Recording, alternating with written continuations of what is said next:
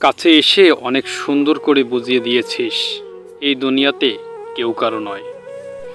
একদিন গরম পানি আর বড়ই পাতা পৃথিবীর সব মায়া ধুয়ে দিবে।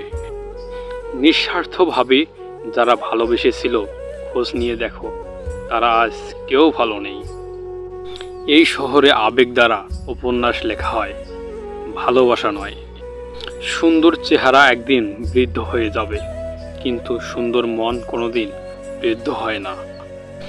সবটা জানাতে নেই, সবটা জেনে গেলে মানুষ অবহেলার মাত্রাটা বাড়িয়ে দেয়। মানুষ তীব্রভাবে চাওয়ার পর তা না পেলে তার প্রতি ঘৃণা চলে আসে। নিজের সাথে নিজের লড়াইটা সহজ, কিন্তু ভাগ্যের সাথে লড়াইটা বড্ড কঠিন।